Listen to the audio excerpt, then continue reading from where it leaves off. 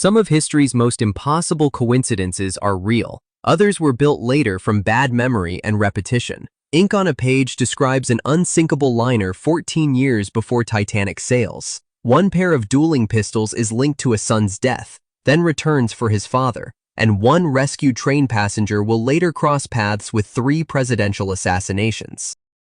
Titanic versus Futility. In 1898, a former merchant sailor named Morgan Robertson published a slim novel called Futility about the maiden voyage of a giant liner named the Titan. Robertson had spent years working the Atlantic shipping lanes, and he wrote his fictional liner as nearly unsinkable, carrying only as many lifeboats as the law required. But the parallel became real in 1912, when Captain Edward Smith commanded RMS Titanic on her maiden voyage, and the liner struck an iceberg in the North Atlantic. The RMS Titanic ran close to 880 feet long and registered at about 46,000 gross tons, figures not far off what Robertson had put on paper years earlier. Both ships were called practically unsinkable. Both sank in the North Atlantic in April after a starboard strike, and both carried lifeboats for only a fraction of the people aboard. When reporters cornered Robertson after the real disaster and asked if he had some kind of gift, he offered nothing mystical. He said he simply knew what he was writing about. British lifeboat rules were substantially set in 1894, and their highest tonnage category stopped at ships of 10,000 gross tons and above. Titanic sailed with 2,208 people aboard, and lifeboat capacity for only 1,178. Franz Ferdinand's wrong turn.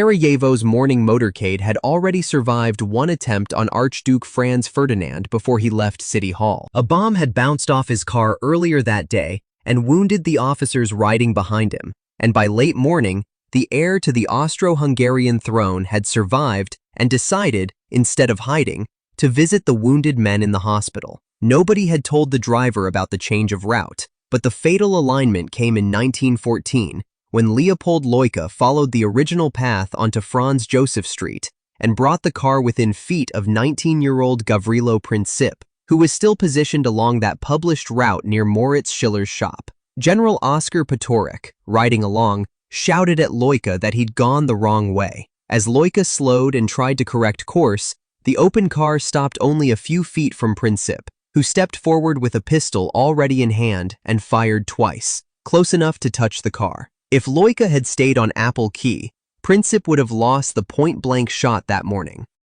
Hamilton's pistols.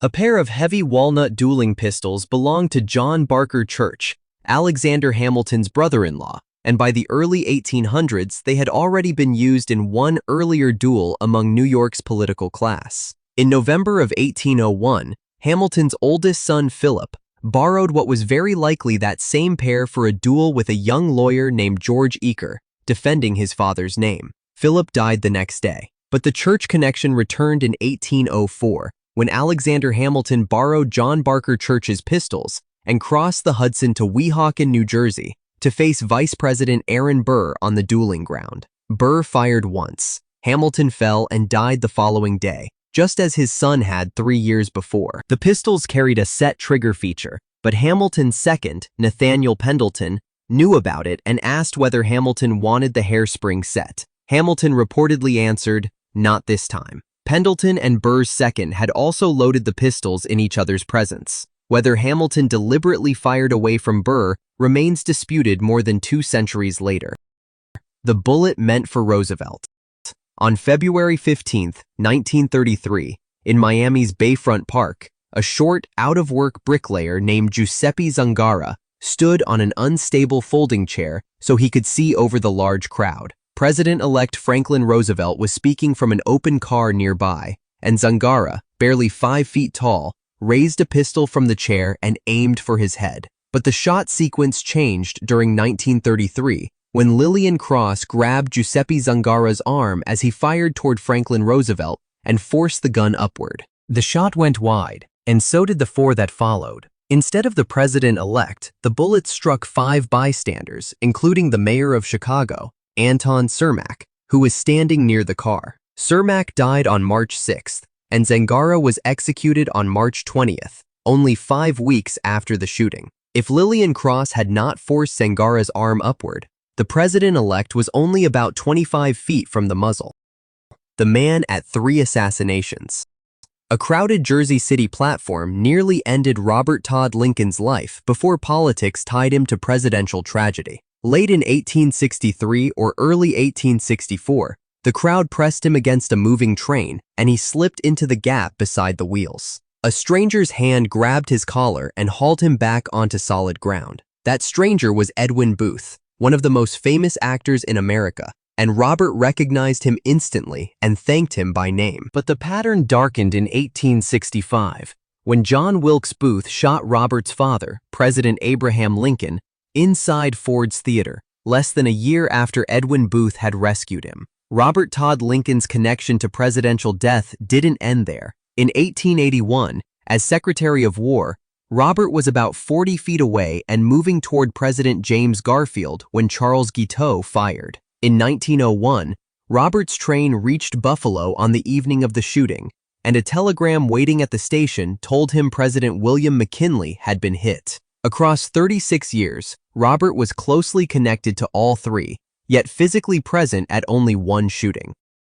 Hoover Dam's first and last. How do you calculate the odds that a father and son tied to the same dam project die on one calendar date? Work connected to what became Hoover Dam began well before construction, when Bureau of Reclamation employee J.G. Tierney drowned in the Colorado River during survey work on December 20, 1922, after a flash flood swept his survey party into the water. But the family coincidence closed in 1935, when Patrick Tierney, an electrician's helper working high on one of the dam's intake towers, lost his footing and fell more than 300 feet to the river below on December 20th, exactly 13 years after his father's drowning. Newspapers covering Patrick's death pointed out that his father had died on the exact same date, and that detail has followed the family into every retelling since. Tierney's death came 6 years before the dam was formally authorized and 8 years before construction itself began, so the Bureau of Reclamation excludes him from the official construction fatality total, even though broader project lists often include him. Father and son died exactly 13 years apart on December 20th, but only Patrick appears inside the Bureau's official count of 96 construction deaths.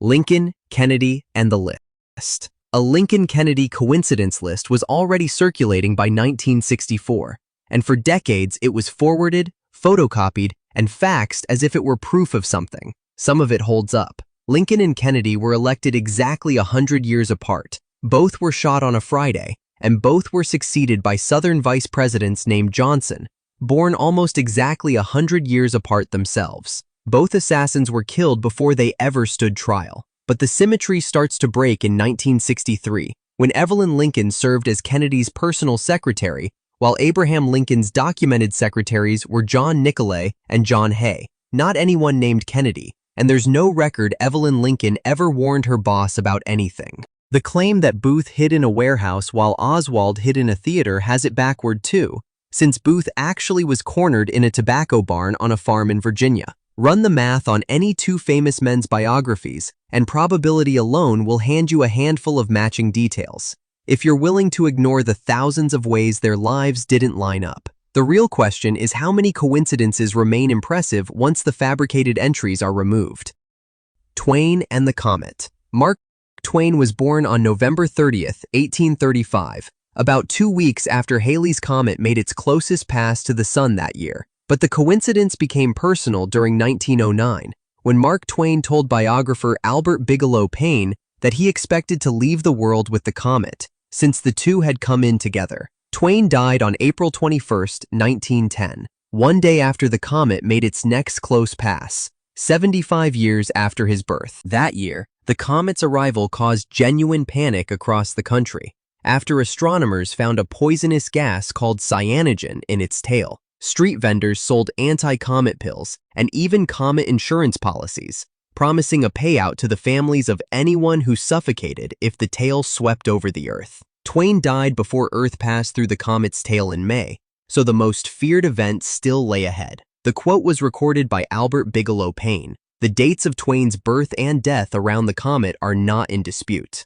75 years, one comet, and a man who seemed to know exactly how his story would end.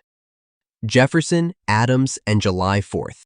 On July 4th, 1826, exactly 50 years after the Declaration of Independence was adopted, Thomas Jefferson lay dying at Monticello in Virginia, fighting off the drowsiness of his medicine because he wanted to know if the date had actually arrived. 500 miles north, in Quincy, Massachusetts, John Adams lay in his own bed, listening to cannon fire from the town's Independence Day celebration. The two men had once been friends, then bitter political rivals, then friends again through years of letters late in life. But the anniversary became extraordinary in 1826, when Thomas Jefferson and John Adams both died on July 4th, 50 years after the Declaration's adoption. Jefferson died first, shortly after noon. Adams died later that day, and family members recalled his final words as, "Thomas Jefferson survives," although Jefferson had died hours earlier. 5 years later, on July 4th, 1831, James Monroe became the third former president to die on Independence Day. If either Jefferson or Adams had died one day earlier or later, the country's most famous presidential death coincidence would disappear.